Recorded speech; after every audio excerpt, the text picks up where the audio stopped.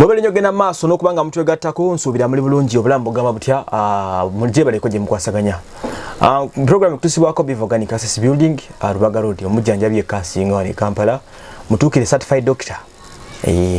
Ate ne bannaffe aba Baron Services bo bansonga za byakwenkulakulanya gula ekyuma ky'ebinyibo bekyemmerenge ogende weekulakulanya obere ng'oli bulungi olabe ekiddako.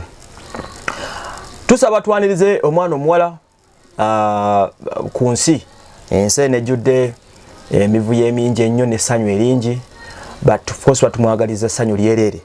Wetwogera olunaku lwa leero bugenza okukya leero ng'amawulire gali mu kusaasaana buli wamu nti omwana omuwala Sindalira Ssanyu pulezidenti w'ekibiina ekiddukanya abayimbi mu ggwanga kye bayita UMA asobodde okuba nga azaala era nga taata w'omwana ono ye mukulu Joel Atiku. Akafaananyi ke ndaba namwe kemera ku screen yammwe keka taata w'omwana ono Mwami Atiku Prince okuva eteeso omusajja ono film actor, film director ng'ageza okuba nga okubugiriza mutanda ageza okuba nga alera that first touch ku mwana we gw'asobodde okuba nga areceivinga. Simanyi oba ye first born we nesikakasa nti ye first born we but kyemanyi nti ye first born wakati waabwe ne Cindy. Bano bombi buli omu yeefuna ne munne nga Cindy already ayina omwana gwe tuyita Amani gwe yazaala mu musajja oli omuzungu bamuyitangani Mario Bruned. Gwe yazaala Mario Bruned. Naye kati after a long period of time nga tazza ku mwana oyo yasobola okuba nga afuna the love of her life nga yafuna omukulu amanyikiddwa nga Joel Atiku okuva eri eteeso.